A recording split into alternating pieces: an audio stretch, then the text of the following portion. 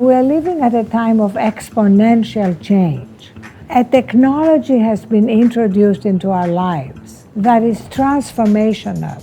The people who are going to prevail and succeed are the people who can handle change without falling apart.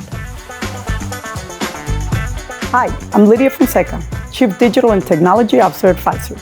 In a world where technology moves at lightning speed, the real competitive edge is keeping people at the center of transformation. Today, on The Power of Knowing, I am joined by Arianna Huffington, founder and CEO of Thrive Global, founder of the Huffington Post, and one of Time's 100 most influential people. Together, we'll explore how leaders can integrate well-being into their digital transformation strategies, ensuring that as technology evolves, humans evolve with it. Let's dive in to The Power of Knowing. Arianna, great to see you. Lidia, great to see you. With Thrive Global, Arianna is leading a global movement to help people adopt healthy habits to drive better health outcomes, engagement, and productivity. Thrive also helps organizations harness AI and technology to create healthier, more sustainable ways of working. Tell us a bit about your background and the journey that got you to where you are today. I was born in Greece. I went to school at Cambridge in England. Then I moved to the States, started writing books, launched the Huffington Post. And in 2007, 2 years into building the Huffington Post, I collapsed from burnout, exhaustion, having bought into the belief that in order to succeed, I had to burn out, that I didn't have the luxury to take care of myself. And that's what started me caring a lot about health. And I started covering these issues at the Huffington Post. But by 2016, having written 2 books on the subject, Thrive and The Sleep Revolution, I wanted to help people move from awareness to action, from knowing what to do to actually doing it. And that's when I left and launched Thrive Global, a behavior change technology company, to help people on this journey. That's fantastic. And certainly, as you know, we partner with you in Thrive, and it certainly has been very positive for all of our colleagues. Arianna, we're living through this AI revolution. What was your aha moment when you realized the potential of AI? So my aha moment was when I realized how AI's superpower is hyper-personalization. And for behavior change, the most important thing is to make the nudges and recommendations very personalized.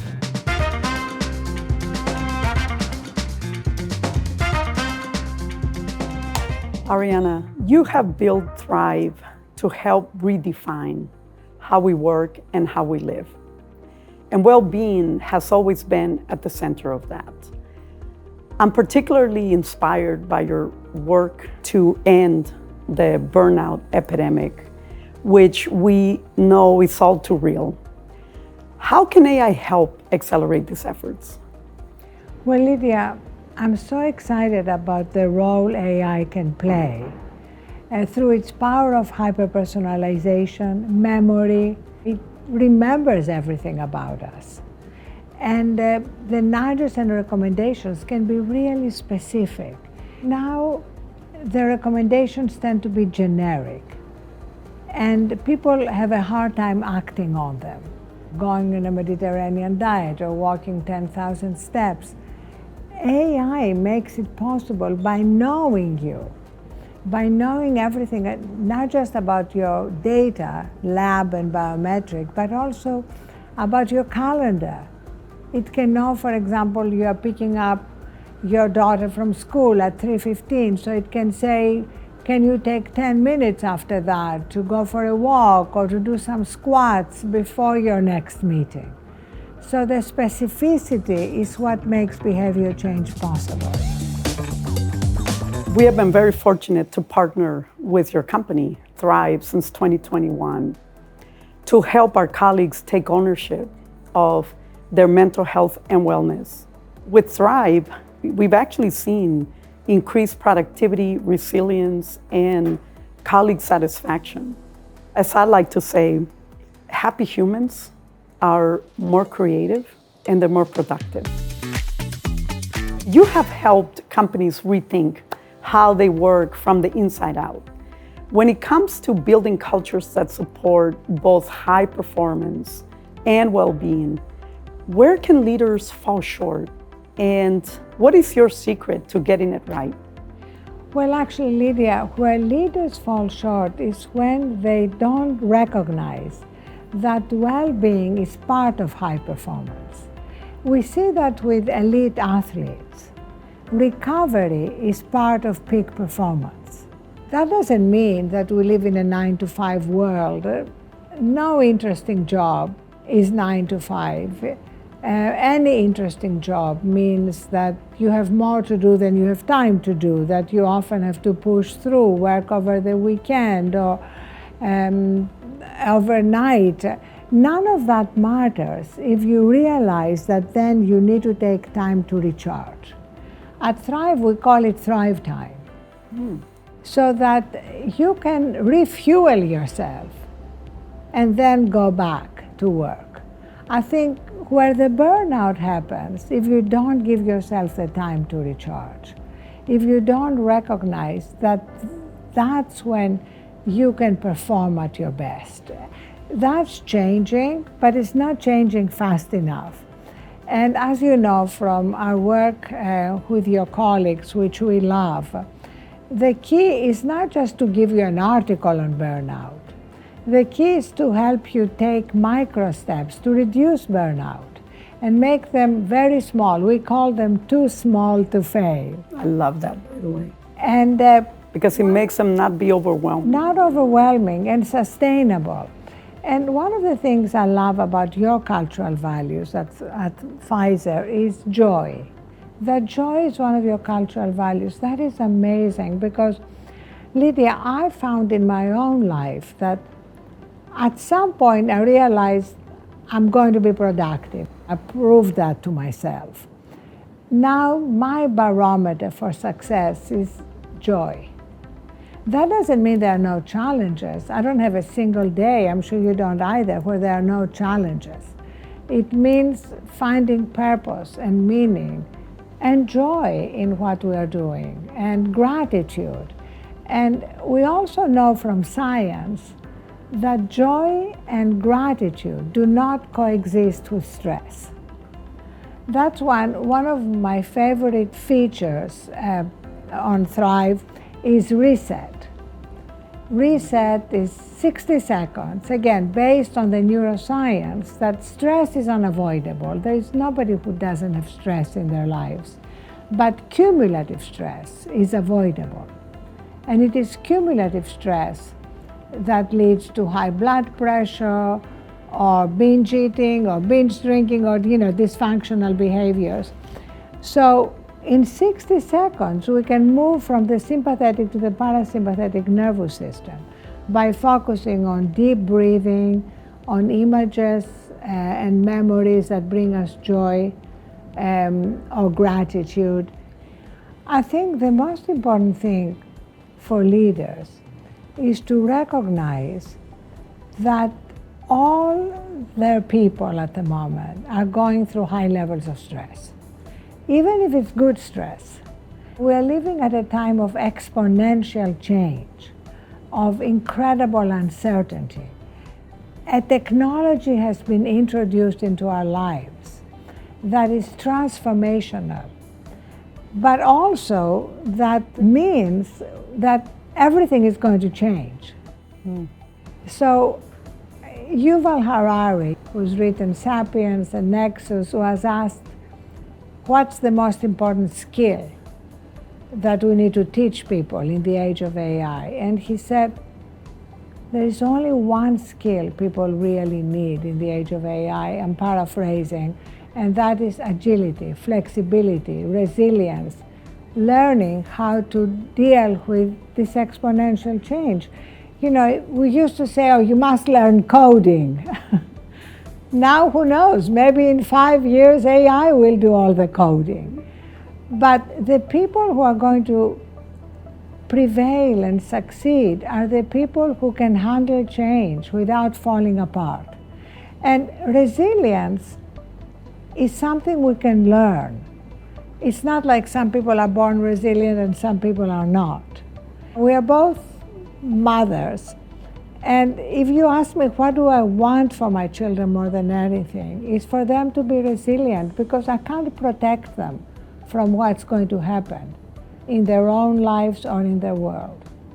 I just want them to have the inner reserves, the inner power to deal with whatever life brings them. And I think we should want the same for our employees. Yeah, that's definitely something that we've come to understand, that change is the constant. Yes. And so, and as we continue to adopt AI and other technology, we always keep our why at the forefront. At Pfizer, we always anchor to our purpose, because I think in addition to resilience and being able to cope with change, you need also something to anchor to. For us, our purpose is to deliver breakthroughs that change patients' lives. For example, at our town halls and any of our leader meetings, we always start with a patient story. And that patient story reminds us of our purpose. I love that.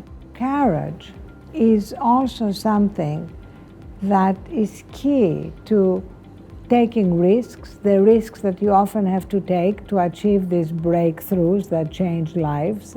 I know Albert, your CEO, likes to quote a lot of Greek philosophers, and so do I. And Pericles, he was not a philosopher, but he was a pretty wise man, defined courage as the knowledge of what is not to be feared. And I love that, because so often we're afraid about nothing, afraid of things that may never happen. We move into negative fantasies about the future. And we've launched actually one of our most popular programs at Pfizer, Thriving Mind, which identifies our biotypes. Like, we all have a different biotype. And depending on our biotype, we are anxious about different things. Like, I'm a ruminator. So I tend to judge myself and go into negative self-talk. I've worked on myself. My micro step is to schedule worry time. So when that negative voice that I call the obnoxious roommate comes up, I say, hey, we have worry time on Friday at 2. And by Friday at 2, I've probably forgotten about it. But when it comes to courage, the biotype that's particularly relevant is what is known as negative bias. The people who look at the future and imagine the worst. And very often, the worst doesn't happen, but in our minds, it's real. And I have a quote on my desk from Montaigne, the French philosopher, who said, there were many terrible things in my life, but most of them never happened. Isn't that something? Let's talk about behavior, because behavior changes used to be thought of as a very slow and complex process. But with more personalized data and insights, we're seeing faster, more meaningful transformation. You have spoken about the power of micro habits and those small daily changes that can drive, lasting impact. How do you see AI helping people build these habits in a way that feels supportive? Do you have any, interesting personal examples of AI helping you to build your own micro habits? At Thrive, we've launched a new company in partnership with OpenAI called Thrive AI Health, and we launched an AI health coach. And the coach is trained not on the whole of the web, which is the danger of hallucinations. It's trained only on Thrive's behavior change methodology, all our thousands of micro steps, and peer-reviewed literature about behavior change. Trust is key, especially in the age of AI and deep fakes and all the dangers we're dealing with. So if you trust your coach and your coach really knows you and your coach is available 24/7 and your coach doesn't judge you. I was going to say the judgment part. The judgment is key. That's a key one. Then you have a great kind of angel on your shoulder who can help you adopt healthier habits. And the judgment is key because nobody's doing this journey perfectly. So I see this coach a little bit like the GPS in our car. You know, if you're in your car and you take the wrong turn, the GPS doesn't say, "Oh, Arianna, that was such a stupid move, you know, I told you where to go." No, it simply recalculates and gives you an redirects alternative. And I think the AI coach has the same attitude. And especially a lot of people on their health journeys, losing weight, adhering to the medications, whatever their challenge is, have been so judged that they often give up. So that's for me one of the most promising things about the AI coach and AI generally, that power to be a voice that supports you, that's available to you at all times, and that knows you intimately. This is precisely why we created Health Answers by Pfizer, an experience that provides up-to-date, relevant answers to consumers' health and wellness questions. Unlike other generative AI products, Health Answers by Pfizer delivers objective insights from trusted third-party sources like Harvard Health Publishing, Doctorpedia, the NIH, and CDC. Health Answers does not stop at information. It offers relevant articles to learn more, suggests next steps to take, and even connects you with specialists when you need expert assistance. That resonates with me. AI helps me to be more effective at work, while also saving me time so that I can actually have a greater balance in my life. It's been, for me, like a major unlock in so many ways. And the other thing I mentioned about the box breathing, when I do that, when I need a reset, and especially if I feel, it's very hectic, and I just want to change the kind of the direction or the mood.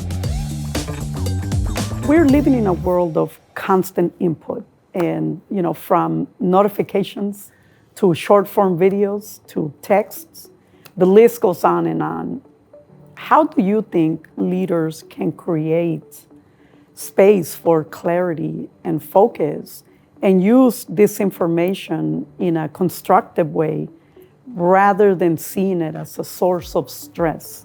Actually, that's such an important question, especially during a time when we value information so much, when we are drowning in data and information. I really believe that while we are drowning in data, we are starved for wisdom.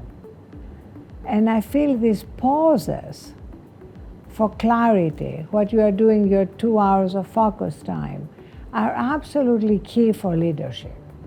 Because leaders can no longer just do maintenance. Leaders have to be at the cutting edge of what's happening, but connected to their own inner wisdom. You have to be able to be in the eye of the hurricane, because there's a hurricane around us. And if you can't do that, you're not going to be a good leader. There are leaders who think they have to match the frenetic time we are living in.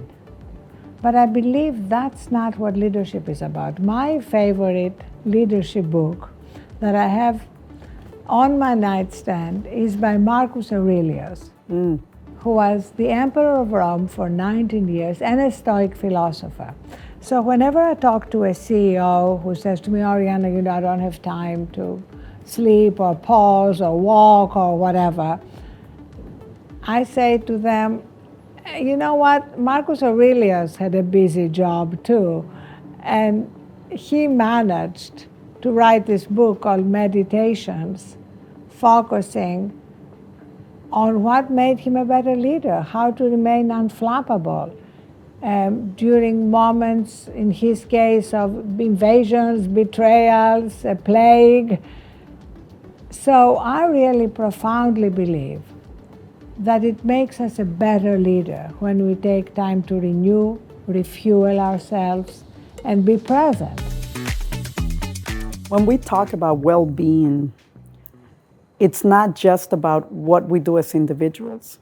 It's also about how we stay connected to ourselves and to the people around us. How can AI play a role in helping people strengthen those human connections? I believe AI can augment these connections, but never replace them. I don't think AI is a replacement for the deep love we feel for a family, our friends. I think it's very important to make that clear. But what AI can do is, first of all, help us be more present with ourselves, help us deal with the more mundane tasks, as you mentioned, so that we have more time for the important things. And the important things are ultimately about connection. And for me, Lydia, connection starts with ourselves. If we are not connected to our own center, the truth is we all have the center of wisdom, truth, and peace in us. And so anything we can do to reconnect with that makes us much more available to deeply connect with others.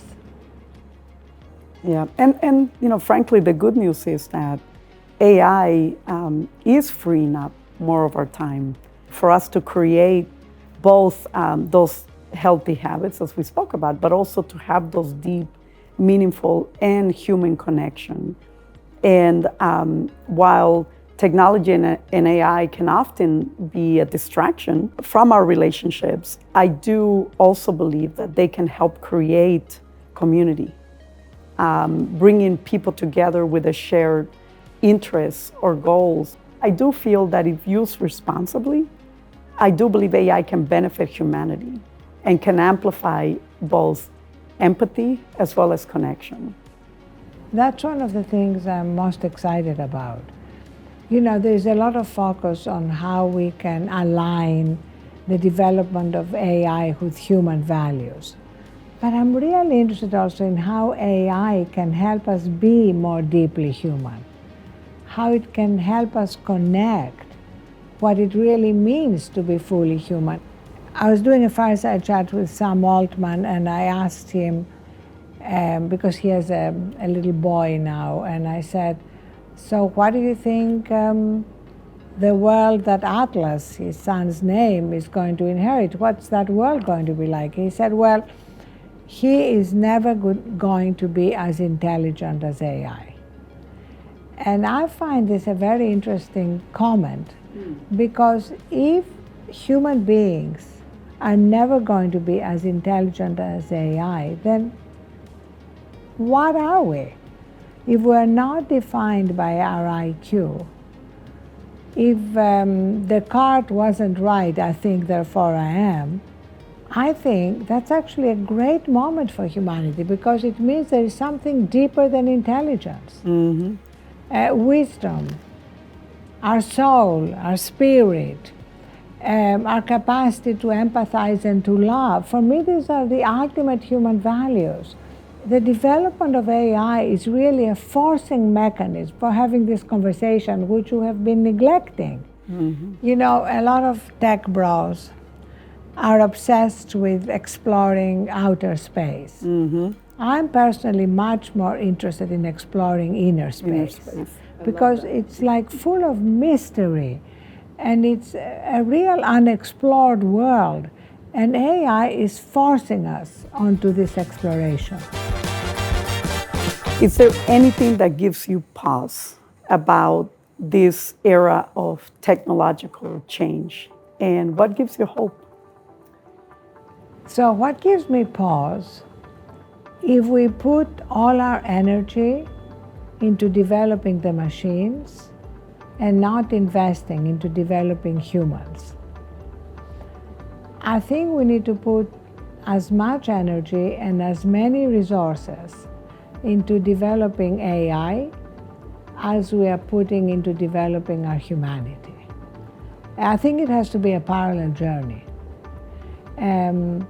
If we put all our bets on the machines, that's going to be a big problem for humanity.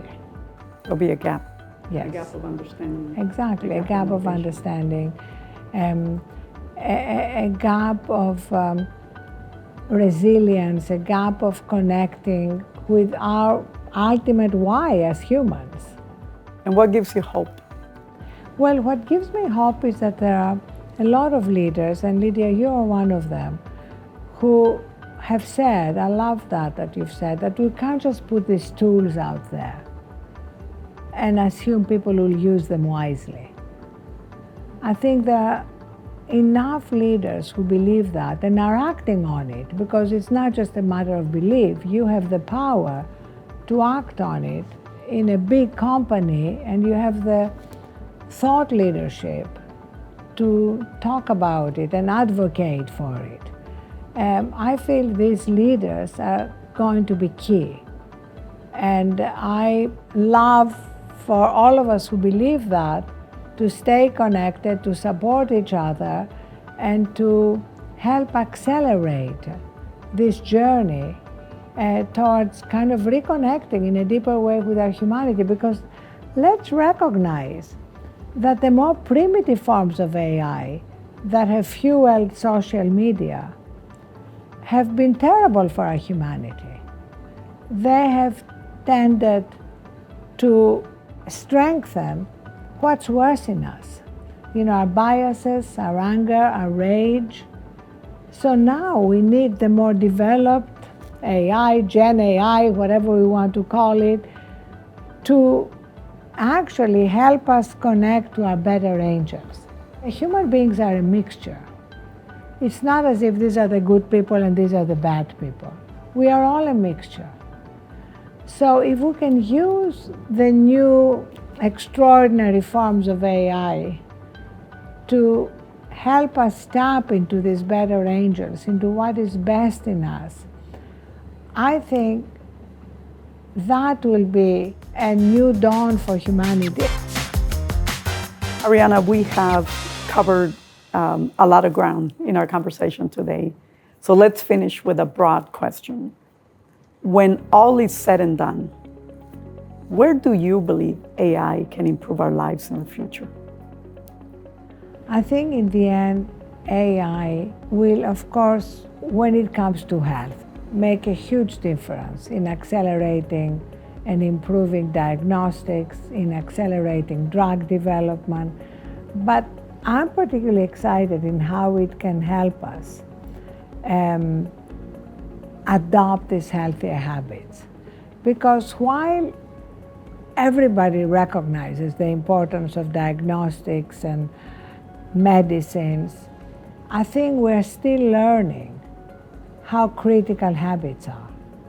Again, even though the science is clear that habits, lifestyle are much more important than genes, we are still adjusting to their importance. And I think AI can help us by being there for us in a way that nothing else can use that power of personalization and memory to support us on our health journey. Very well said. Thank you so much, Arianna, for the conversation. As always, I enjoyed it tremendously and learn a lot every time you and I come together. Me too. I always learn from you, Lidia. Thank you for this, and thank you for your leadership. Thanks for tuning in for my conversation with Arianna Huffington in this episode of The Power of Knowing. We learned that personalization powers real change. AI's ability to know us, our habits, our schedules, even our stress triggers, means recommendations can now be specific and personalized. The specificity is what makes behavior change possible. This is how technology moves from generic advice to real, lasting, actionable impact. We also heard that well-being drives performance. High performance isn't just about pushing harder. It's about recharging and finding joy.